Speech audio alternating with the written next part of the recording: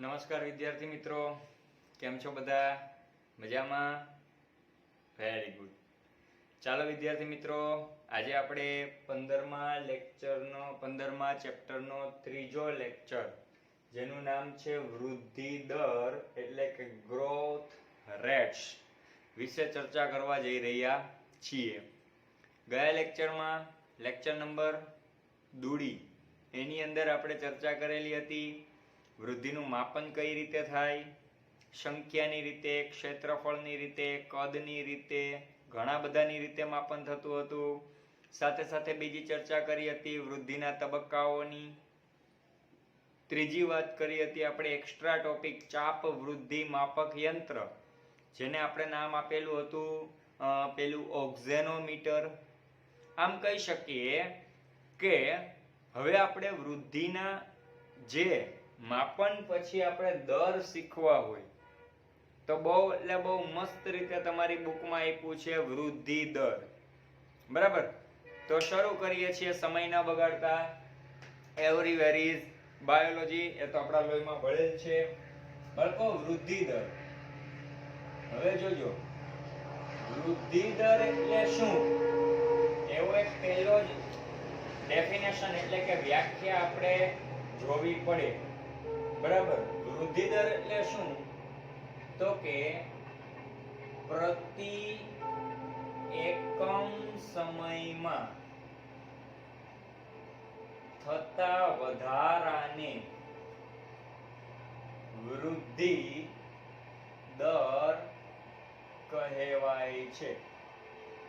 એક મુદ્દો તમારે બહુ ખાસ ધ્યાનમાં રાખવાનો, પ્રતિ એકમ સમયમાં એટલે કે નિશ્ચિત સમયમાં થયેલા વનસ્પતિમાં જે કાંઈ વધારો છે એને આપણે વાત આપવામાં આવે વૃદ્ધિ દરની.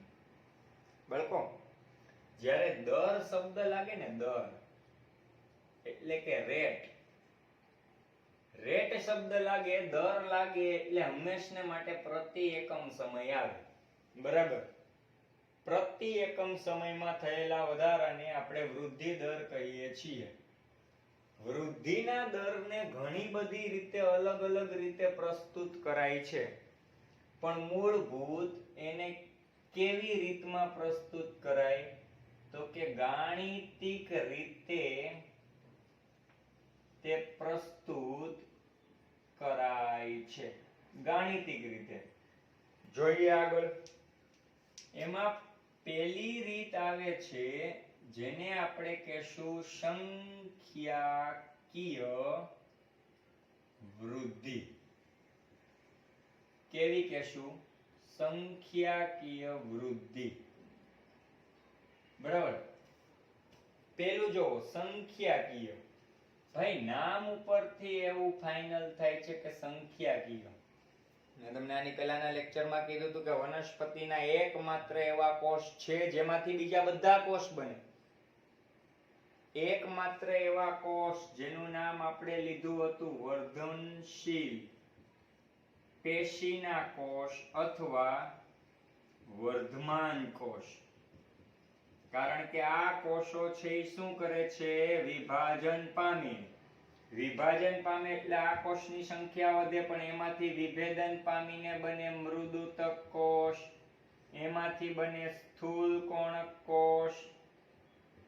બરાબર, એમાંથી બને અસ્થિ કોષ, એમાંથી બને અસ્થિ તંતુઓ, એમાંથી બને જલવાહક પેશી, એમાંથી બને અન્વાહક પેશી, એમાંથી બને ગયા લેક્ચરમાં કીધું હતું વાહીપુલ, જલવાહક અને અન્વાહકની રચના.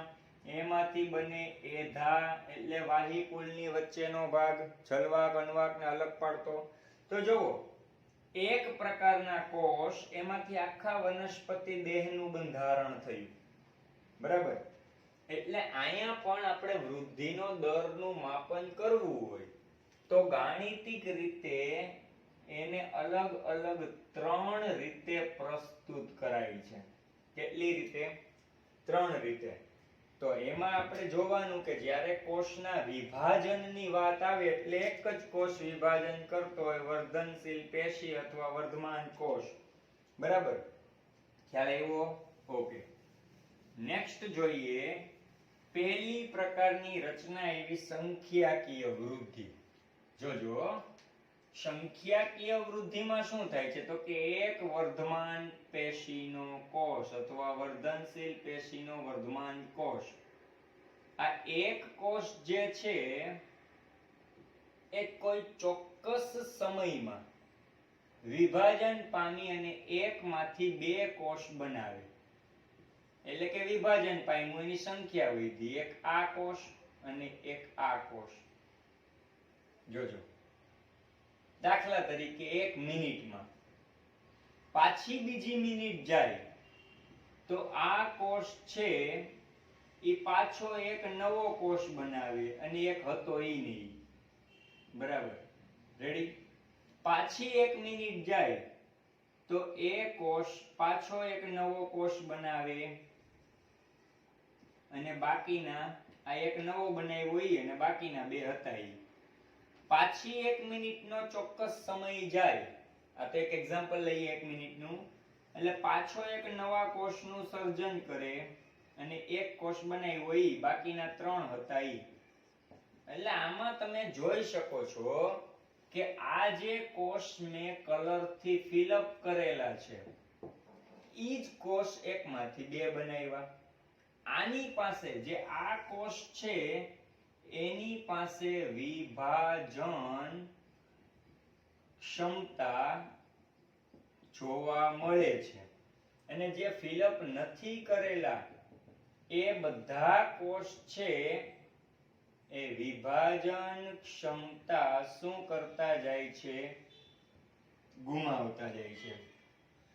સંખ્યાકીય વૃદ્ધિની અંદર આપણને એક વસ્તુ ફાઇનલી ખબર પડી ગઈ કે આ કોષ સમવિભાજન અથવા અર્ધસૂત્રી ભાજન, અર્ધસૂત્રી ભાજન, ભાજન એટલે ભાગલા પાડવા, અર્ધ એટલે અડધા ભાગમાં, એકમાંથી બે કોષ, સમસૂત્રી ભાજન એટલે સરખા ભાગલા પાડવા, બે એક જ શબ્દ થયા.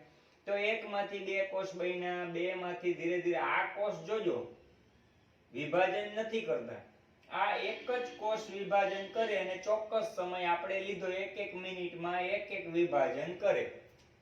બરાબર, આનો આપણે આલેખ ગણીએ તો આનો આપણે સંખ્યાનો છે એટલે આપણે આને સંખ્યા અને અહીંયા લઈએ સમય. સમયની વિરુદ્ધમાં સંખ્યાનો આલેખ દોર્યો. જોજો, સમયની વિરુદ્ધમાં સંખ્યાનો આલેખ. સમય અહીંયા ચોક્કસ લખ્યો આપણે 1 minute, 2 minute, 3 minute, 4 minute, 5 minute, 6 minute. અને સંખ્યા આપણને ખબર છે કે દરેક સમયે 1-1 મિનિટે એક નવો કોષ બને. અહીંયા પહેલી મિનિટે 1 મિનિટ જતા બીજો કોષ બન્યો, બીજી મિનિટ 1 મિનિટ જતા ત્રીજો કોષ બન્યો, પાછી 1 મિનિટ જતા ચોથો કોષ, પાછી 1 મિનિટ જતા પાંચમો કોષ. તો આનો આલેખ કેવો મળશે આપણને? સુરેખ આલેખ મળશે. કેવો? સુરેખ આલેખ. શા માટે? ખબર જ છે કે આ પહેલી મિનિટ છે તો ત્યાં એક કોષ છે, બીજી મિનિટે બીજો કોષ મળશે, ત્રીજી મિનિટે ત્રીજો કોષ મળશે, ચોથી મિનિટે ચોથો કોષ મળશે, પાંચમી મિનિટે આપણને પાંચમો કોષ મળશે અને છઠ્ઠી મિનિટે છઠ્ઠો કોષ મળશે. ખ્યાલ આવ્યો? આ કેવો આલેખ મળ્યો? સુરેખ આલેખ. કા તો કે એક જ ચોક્કસ પ્રકારના કોષ પાસે વિભાજન પામવાની ક્ષમતા છે, બાકીના કોષ પાસે વિભાજન પામવાની ક્ષમતા નથી. લગભગ આપણે સંખ્યા અથવા આની આપણે ઊંચાઈ જોઈએ તોય ચાલે. આ તમારી ટેક્સ્ટ બુકમાં આકૃતિ 15.5 આપેલી છે, એ તમે જોઈ શકો છો. બરાબર, એ કેવો આલેખ થયો ગણાય? તો કે સમયની વિરુદ્ધમાં ઊંચાઈ કે સંખ્યાને ધ્યાનમાં રાખીને દર્શાવાયેલો આલેખ એ સુરેખ મળે. કારણ તો કે આપણને ખબર છે કે પ્રતિ એકમ સમયમાં નિશ્ચિત સમયમાં જ, દાખલા તરીકે 2 મિનિટ લઈએ તો પહેલો કોષ 2 મિનિટ પછી બીજો કોષ બનાવે છે, પાછી 2 મિનિટ પછી ત્રીજો બનાવે, પાછી 2 મિનિટ પછી ચોથો બનાવે, પાછી 2 મિનિટ પછી પાંચમો કોષ બનાવે.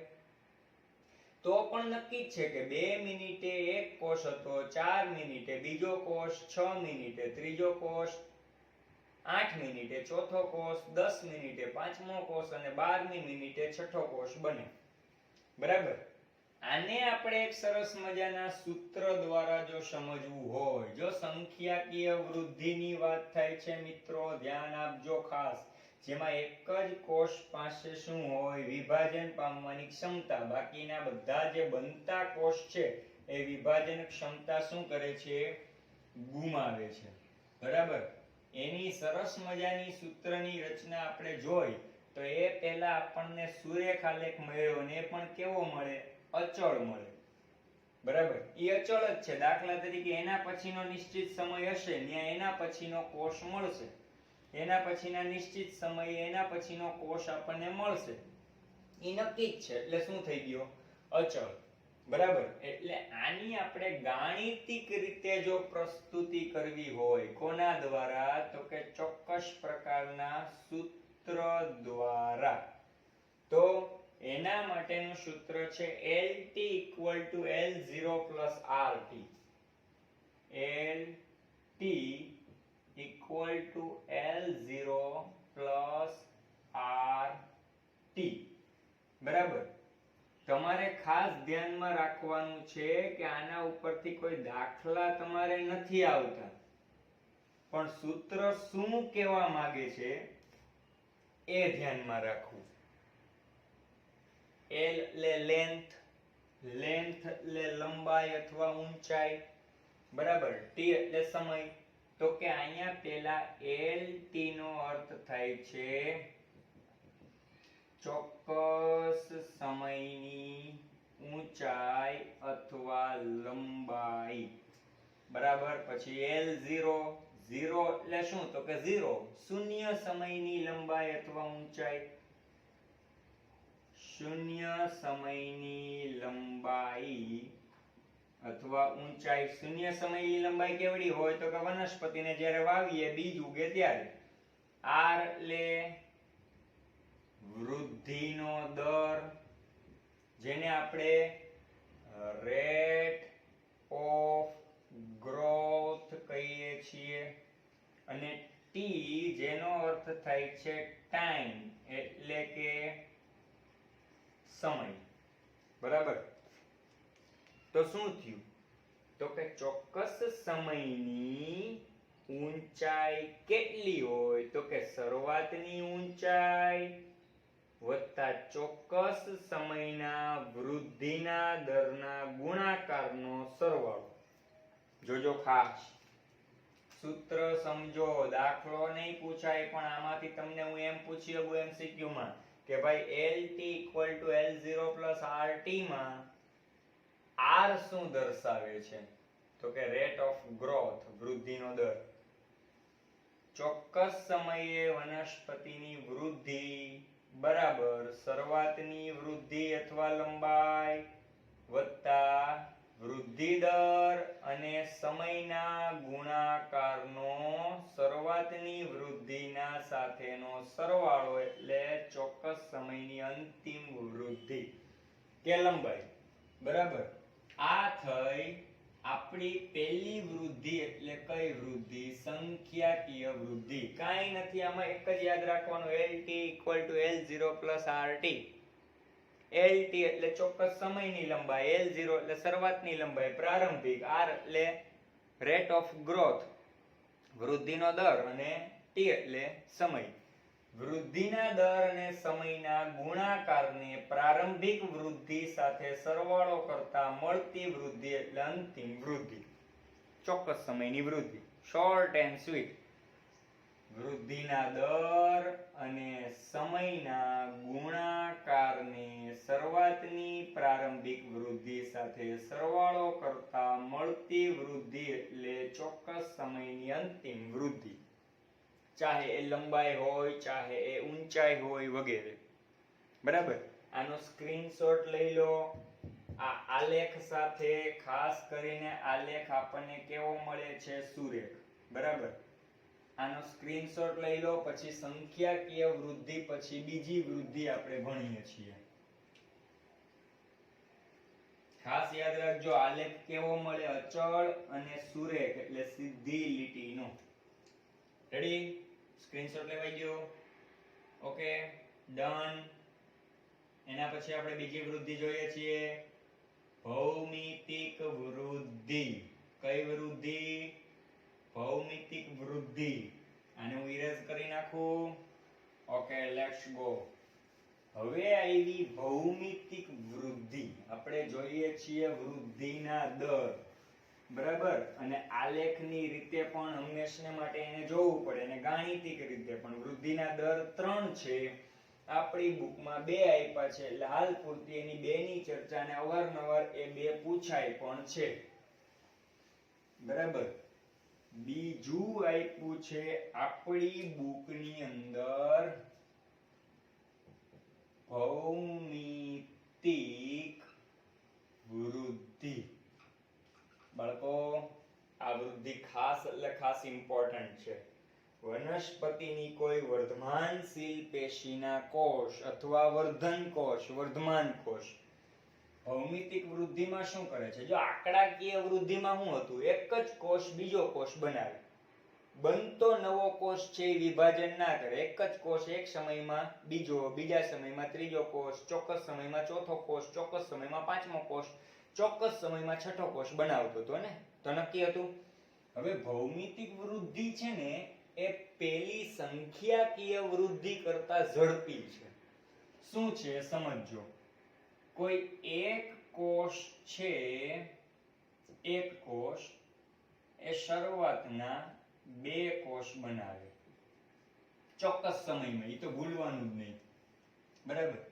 એ કોષ છે એ ફરી પાછા 2 કોષ બનાવે આ કોષ છે પણ ફરી પાછા 2 કોષ બનાવે એકમાંથી 2 2 માંથી 4 હવે એના બમણા તો કે 4 માંથી પાછા 2 કોષ બને ડબલ કોષ બન્યા 8 કોષ બન્યા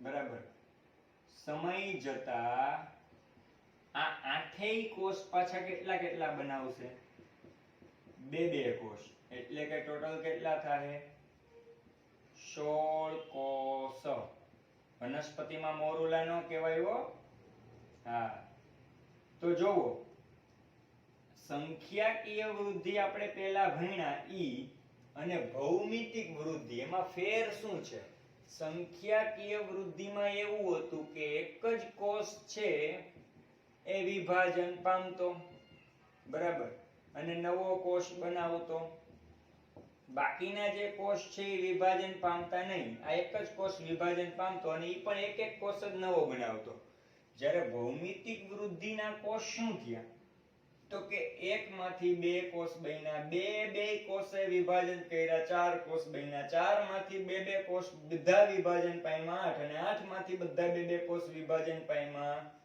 16 કોષ બનાવ્યા મતલબ સંખ્યાકીય વૃદ્ધિમાં એક જ કોષ પાસે વિભાજન ક્ષમતા હતી ભૌમિતિક વૃદ્ધિમાં બધા કોષ પાસે વિભાજનની ક્ષમતા હોય છે રેડી ઓકે આવા કોષ વિભાજન પામી તો એનો આલેખ કેવો હોય એને આપણે સમય વિરુદ્ધ વજન કે કદની અનુસંધાને દર્શાવીએ સમય વિરુદ્ધ વજન કે કદના અનુસંધાને દર્શાવીએ જોજો સમય વિરુદ્ધ આપણે કદ રાખ્યું અહીંયા આલેખમાં સમય અહીંયા આપણે વજન કે કદ રાખ્યું તો આપણને કેવો આલેખ મળે ખબર છે સિગ્મોઇડ આલેખ કેવો આલેખ મળે સિગ્મોઇડ આલેખ અને એનો આકાર હંમેશને માટે કેવો હોય એસ આકાર રેડી સિગ્મોઇડ આલેખ આપણને કંઈક આવો મળશે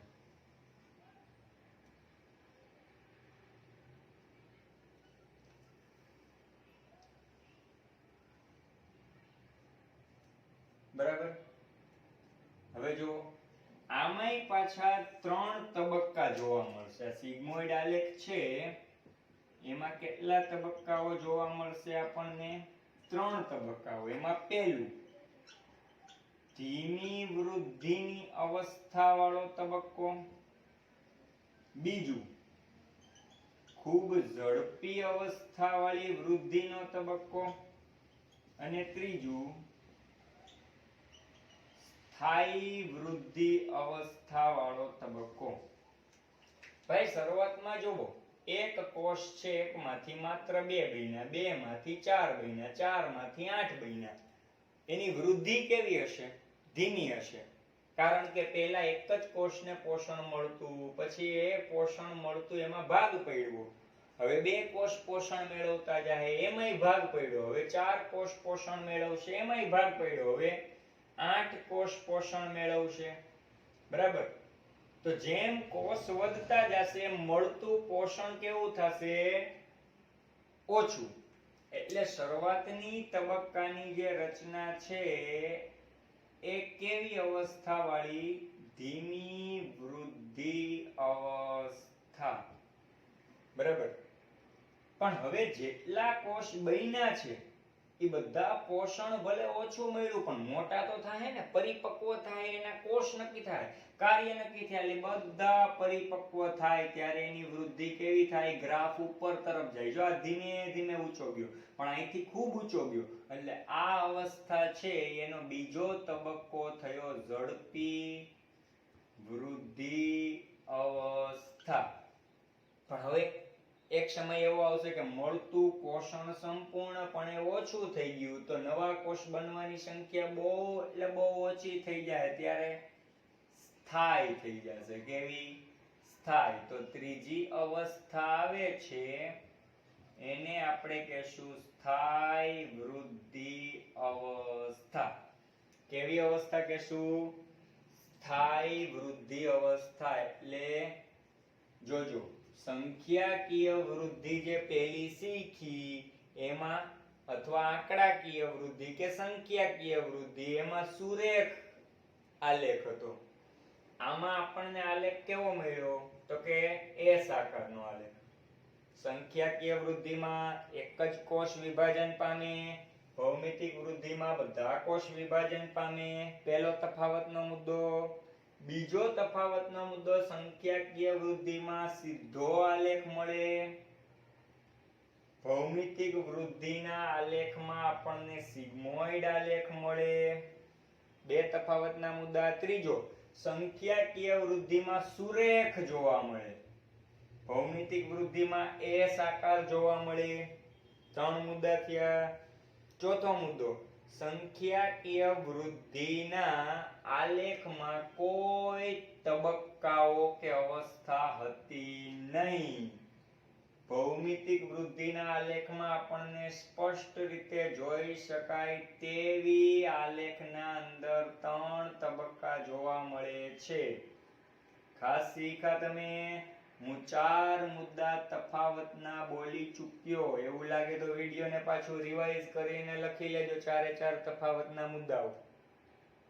2 માર્કના મોસ્ટ આઈએમપી એમસીક્યુ માં પૂછાઈ શકે. સોરી, 2 માર્ક્સના પ્રશ્નમાં કે ભાઈ તફાવત આપો ભૌમિતિક વૃદ્ધિ અને પેલું સંખ્યાકીય વૃદ્ધિ. 4 તફાવતના મુદ્દા થયા ને. 5મો મુદ્દો હવે આવે છે ભાઈ સંખ્યાકીય જે વૃદ્ધિ જોઈ એમાં આપણે એનું સૂત્ર શું જોયું? LT = L0 + RT, જેમાં LT એટલે ચોક્કસ સમયની લંબાઈ બરાબર L0 એટલે પ્રારંભિક લંબાઈ વત્તા R એટલે વૃદ્ધિ દર અને T એટલે સમય. તો કે વૃદ્ધિ દર અને સમયને ગુણાકાર કરીને પ્રારંભિક વૃદ્ધિના સરવાળા સાથે જોડતા આપણને મળે અંતિમ વૃદ્ધિ તરીકે લંબાઈ જોઈ શકાય. આ એનું સંખ્યાકીય વૃદ્ધિનું સૂત્ર હતું. 5મો તફાવતનો મુદ્દો સંખ્યાકીય વૃદ્ધિનું સૂત્ર LT = L0 + RT, જ્યારે ભૌમિતિક વૃદ્ધિનું સૂત્ર છે W1 = W0, W1 = W0 e⁻rt.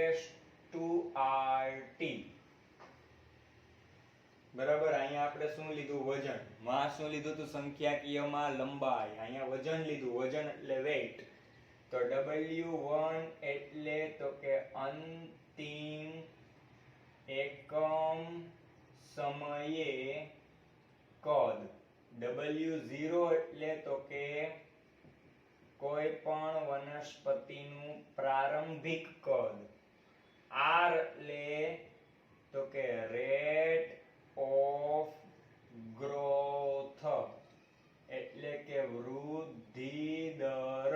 અને T એટલે તો કે સમય અથવા તો ટાઈમ. પણ નવું આવ્યું, નો અર્થ થાય છે પ્રાકૃતિક લોગરિધમનો એક આંક. આમાં લોગરિધમ આપણે વાપરવાનું નથી આવતું, તમારે જે આવે છે બરાબર. અથવા તો પ્રાકૃતિક લોગરિધમ કયો તોય ચાલે, અથવા લઘુગુણક આંક કયો તો પણ ચાલે, બરાબર. ઓલું શું હતું? આ થઈ ભૌમિતિક વૃદ્ધિની વાત, બરાબર.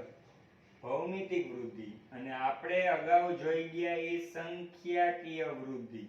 એનું સૂત્ર શું હતું? LT L0 + RT. તો પાંચમો તફાવતનો મુદ્દો આ આવી ગયો. શું તફાવત? સાંભળજો.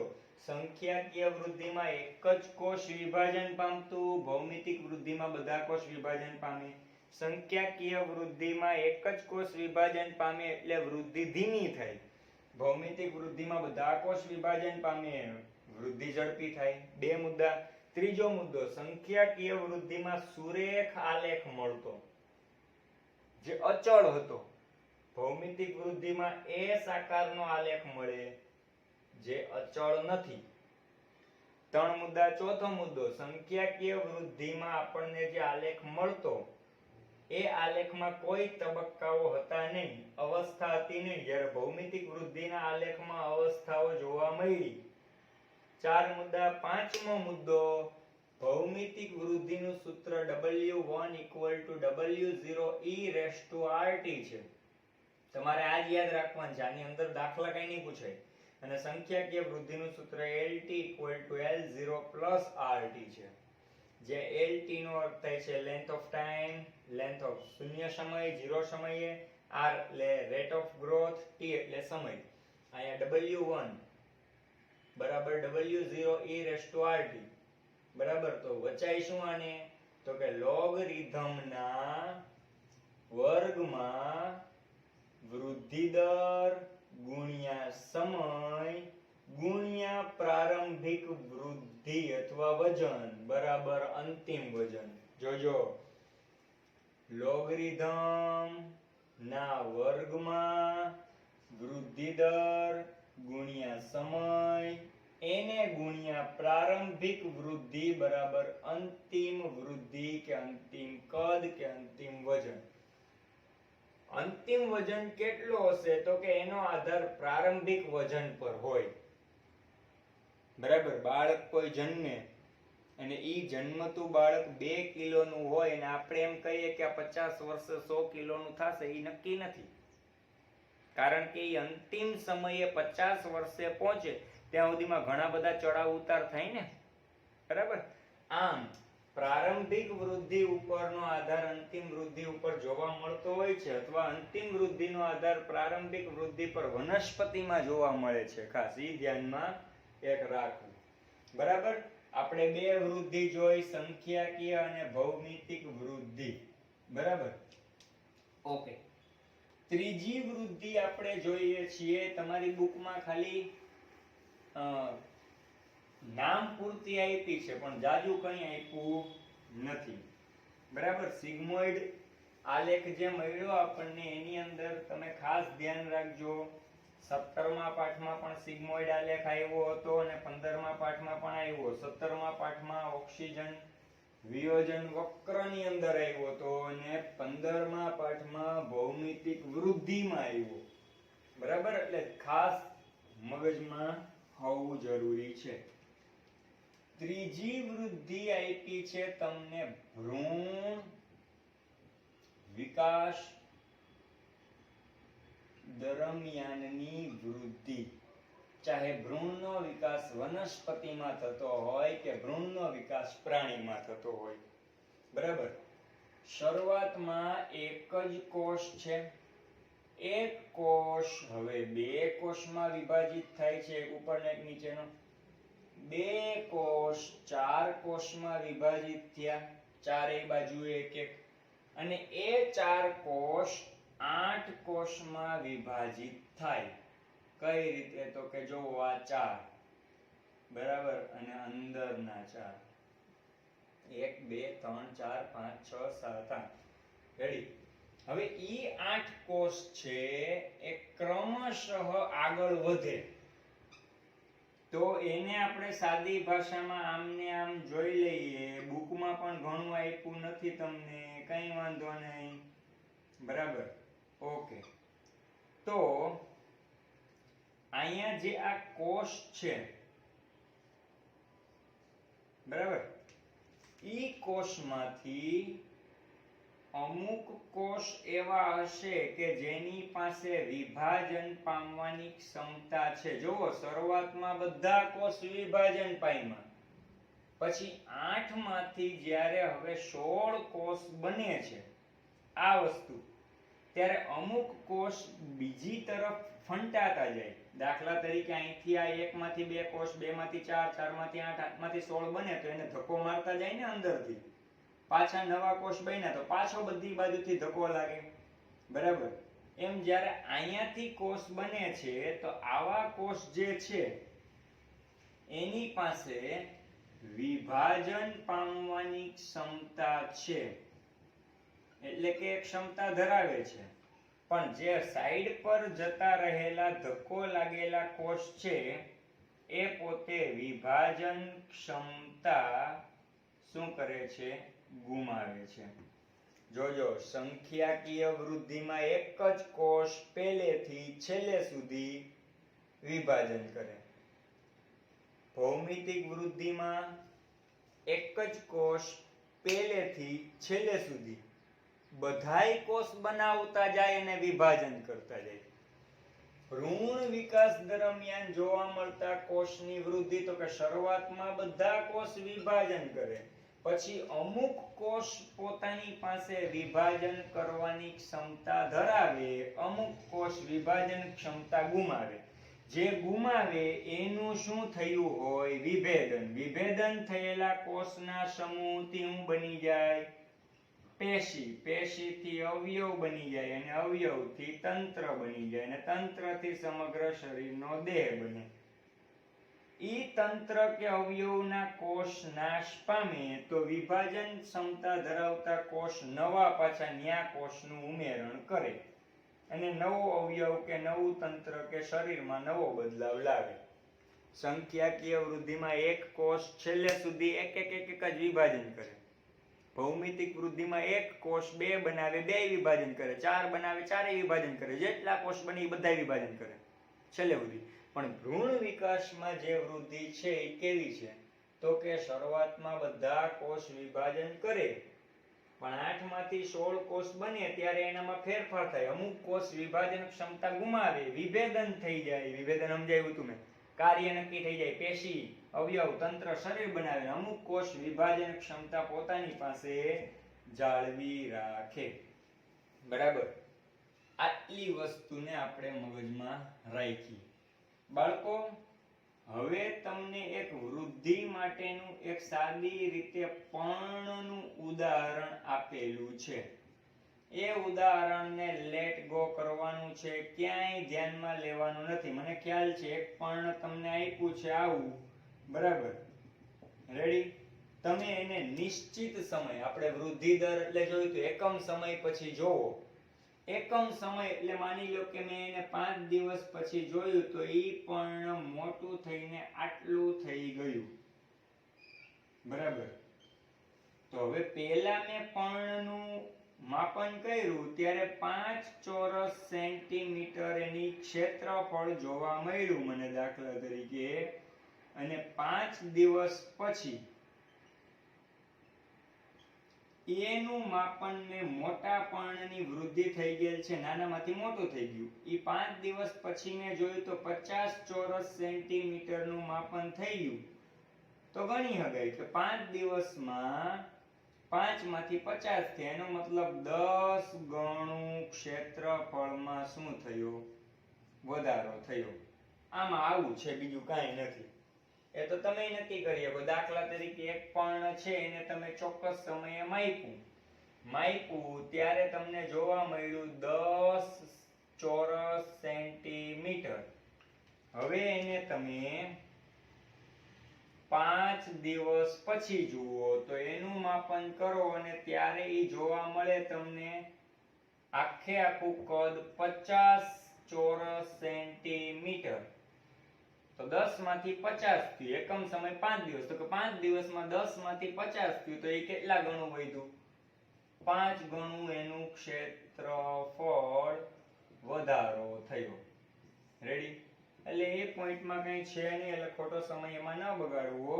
અને નથી એમાંથી કોઈ MCQ કે કોઈ વસ્તુ પૂછાઈ શકે એવી, એટલે લેટ ઇટ ગો કરીએ. અને આને મેં તમને સમજાવી તો દીધું જ છે, બરાબર. અહીંયા એકમ સમય યાદ રાખો. જો અહીંયા 5 દિવસ, અહીંયા 5 દિવસ, અહીંયા 5 માંથી 50 ગણું થયું, 10 ગણો વધ્યો. અહીંયા 5 માંથી 50 થયું, પણ 10 માંથી 50 થયું. 5 દિવસમાં 10 માંથી 50 થયું, 5 ગણું વધ્યું. રેડી? હવે તમારી બુકમાં એક નાનો એવો પોઈન્ટ આવે છે, વૃદ્ધિ દર પછી. શું આવે છે? એક અતિશય મહત્વનો, પણ એમાંથી MCQ કાંઈ છે નહીં, તમારી નોલેજને વધારવાની દ્રષ્ટિ માટેનો પોઈન્ટ છે. આપણે એમ કીધું છેલ્લા 3 કે 4 લેક્ચર ત્યાં વૃદ્ધિ વાત કરીએ છીએ, વાત સાચી, પણ મૂળભૂત મુદ્દો એ આવે છે કે વૃદ્ધિ માટેની પરિસ્થિતિઓ. ટેક્સ્ટ બુકમાં જોતા જાજો. શું દુનિયાની દરેક વનસ્પતિ પોતાની રીતે જ વૃદ્ધિ કરતી જાય? શું આજુબાજુની પરિસ્થિતિઓની અસર વૃદ્ધિ ઉપર નહીં થાય? થાય, 100% થાય.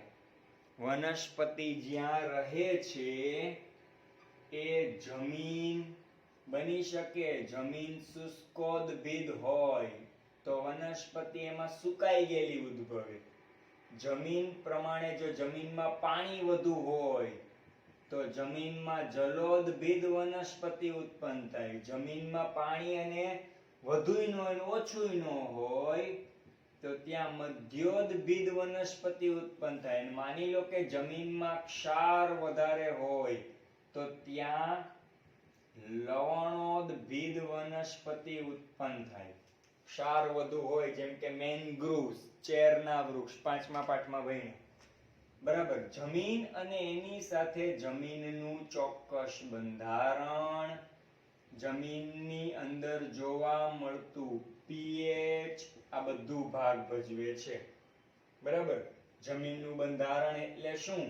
તો કે જમીન માટિયાળ જોવા મળે છે, જમીન કાંપાળ જોવા મળે છે કે જમીન રેતાળ જોવા મળે? માટિયાળ જમીન અને રેતાળ જમીનની ભેજ ધારણ ક્ષમતા કેવી હોય? ઓછી. અને પાણી છૂટું કરી દેવાની ક્ષમતા એટલે કે નિતારણ ક્ષમતા વધુ હોય. એવી રીતે માટિયાળ જમીનની ભેજ ધારણ કરવાની ક્ષમતા વધુ હોય અને પાણી ઓછું છૂટું કરી દેવાની એટલે કે નિતારણ ક્ષમતા કેવી હોય? ઓછી હોય. કાંપાળ જમીન છે તો કાંપાળ જમીનમાં સેન્દ્રિય પદાર્થો, જેને કહેવાય હ્યુમસ, એ કેવું હોય? વધુ. તો કહેવાનો મતલબ એ છે કે કોઈ પણ વનસ્પતિ વૃદ્ધિ પામે એના માટે જમીન મુખ્યત્વે ભાગ ભજવે છે, એનું બંધારણ મુખ્ય ભાગ ભજવે, એનું pH મુખ્ય ભાગ ભજવે, સાથે સાથે અન્ય પરિબળો પણ ભાગ ભજવે, જેમ કે જમીનમાં મળતું પાણી, જમીનમાંથી મળતો ઓક્સિજન વાયુ જોસેફ પ્રિસ્ટલી નામના વૈજ્ઞાનિકે ઓક્સિજનની શોધ કરી હતી બાળકો. કોણે? જોસેફ પ્રિસ્ટલી. હવે એમ ના પૂછતા હો કે એને શોધ કરી, પહેલા આપણે કયો વાયુ લેતા? ઓક્સિજન જ લેતા. જે જમીન છે, જ્યાં પાણી છે, ઓક્સિજન છે, જે જગ્યાએ વનસ્પતિને વૃદ્ધિ પામવી છે એ જગ્યાએ વનસ્પતિને પ્રકાશ કેટલો મળે છે એ પણ ભાગ ભજવે. કારણ કે આ ચેપ્ટરના છેલ્લે આપણે એક મુદ્દો આવશે, પ્રકાશ અવધિ. અવધિ એટલે સમય. ત્યારે આપણે ભણી લેશું કે વનસ્પતિની વૃદ્ધિ ઉપર પ્રકાશ ખૂબ ભાગ ભજવે છે. ઘણી વનસ્પતિ એવી હોય કે જેને ઓછો સૂર્યપ્રકાશ મળે તો વનસ્પતિ વિકસે, એને લઘુ દિવસી વનસ્પતિ કહેવાય, ઓછો સૂર્યપ્રકાશ. ઘણી વનસ્પતિ એવી હોય જેને વધુ સૂર્યપ્રકાશ મળે તો જ એ વનસ્પતિ વિકસે, એને દીર્ઘ દિવસી કહેવાય. અને અમુક વનસ્પતિ એવી હોય સૂર્યપ્રકાશ વધુ મળે તોય ભલે ને ઓછો મળે તોય ભલે, એને કહેવાય તટસ્થ દિવસી વનસ્પતિ. જો કે પાઠના છેલ્લે આવશે ત્યારે એની ચર્ચા આપણે વધારે પ્રમાણમાં કરશું. જમીન, જમીનનું બંધારણ, જમીનનું pH, જમીનમાં જોવા મળતું પાણી, ઓક્સિજન, પ્રકાશ તેમજ જમીનમાં હાજર રહેલા પોષક તત્વો અથવા જેને કહીએ છીએ આપણે ખનિજ, ક્ષાર. ભાઈ એમાંય બે પ્રકાર, એક લઘુ પોષક તત્વો અને એક ગુરુ પોષક તત્વો. લઘુ એટલો અર્થ થાય છે ઓછું અને ગુરુ એટલે અર્થ થાય છે મોટું અથવા વધુ. ભાઈ એવા પોષક તત્વ જે વનસ્પતિને ઓછા જરૂરી છે એને લઘુ પોષક તત્વ કહેવાય, અને એવા પોષક તત્વ જરૂરી જે વનસ્પતિને વધુ જરૂરી છે એને ગુરુ પોષક તત્વ કહેવાય. બરાબર? તો જે વનસ્પતિને વધુ પોષક તત્વ જોતા હોય અને જમીનમાં હોય નહીં તો વનસ્પતિની વૃદ્ધિ નથી થવાની. જે વનસ્પતિને જે પોષક તત્વો ઓછા જોઈ છે અને ઈ જ પોષક તત્વો વધુ હોય તો વનસ્પતિ ઉપર એ જમીનના લીધે, એ પોષક તત્વના લીધે આડઅસર પણ થાય. આ ઉપરાંત બાળકો એની સાથે સાથે ભાગ ભજવતા ઘણા બધા ઘટકો જેમ કે ગુરુત્વાકર્ષણ બળ, એમાં જમીનના ચોક્કસ રસાયણો, કેમ? ધન ગુરુત્વાકર્ષી મૂળ જોવા મળે છે, ધન ભૂઆવર્તી પાણી તરફ, ધન જલાનુવર્તી પ્રકાશ તરફ જાય, ધન પ્રકાશાનુવર્તી, ઋણ ભૂઆવર્તી, ઋણ જલાનુવર્તી, ઋણ ગુરુત્વાકર્ષી. બરાબર? તો આ બધા પદાર્થો ભાગ ભજવે. વનસ્પતિને જ્યાં રસાયણ મળશે જરૂરી ઈ જ તરફ વનસ્પતિના મૂળ જશે, ધન રસાયણાનુવર્તી. અને સાથે સાથે મહત્વનો ભાગ ભજવે છે તાપમાન. કેમ કે વનસ્પતિ ત્યારે વૃદ્ધિ પામશે જ્યારે વનસ્પતિનું બીજનું બીજાંકુરણ થાય. વનસ્પતિનું બીજનું બીજાંકુરણ જ ન થાય તો, બીજનું અંકુરણ જ ના થાય તો ભ્રૂણમૂળમાંથી મૂળતંત્ર અધ્રાક્ષ બનાવે ને ભ્રૂણાગ્રમાંથી પ્રરોતંત્ર ઉપરાક્ષ બનાવે તો પછી વૃદ્ધિ થાય. ઈ પહેલા વૃદ્ધિ થવાની જ નથી. તો તાપમાન બીજાંકુરણ માટે જરૂરી છે ને આપણે જોયું તો 28 થી 30 સેલ્સિયસ તાપમાન જરૂરી એને મળવું જોઈએ. આમ વનસ્પતિની વૃદ્ધિ માટે કોઈ એક ઘટક નહીં, ઘણા બધા ઘટક, જમીન, તેનું બંધારણ, તેનું pH, તેમાં હાજર રહેલા સેન્દ્રિય પદાર્થ, તેનું બંધારણ માટીયાળ, કાપાળ કે રેતાળ જમીન, તેનું ગુરુત્વાકર્ષણ બળ, તેના રસાયણો, આજુબાજુનું તાપમાન, જમીનમાં પોષક તત્વો અને ખનિજ ક્ષાર જેવા કે લઘુ પોષક તત્વ અને ગુરુ પોષક તત્વ, જમીનની આસપાસ જોવા મળતો પ્રકાશનો ઘટક, ઓક્સિજન, પાણી અને એની સાથે સાથે બીજ અને વનસ્પતિમાં થતી ચયાપચયિક ક્રિયાઓ. ખાસ આ બધી જ ક્રિયાઓ છે એ વૃદ્ધિ માટે જરૂરી છે. જો આ બધું અનુકૂળ હશે તો વનસ્પતિની વૃદ્ધિ થશે, અન્યથા વનસ્પતિની વૃદ્ધિ થશે નહીં. રેડી?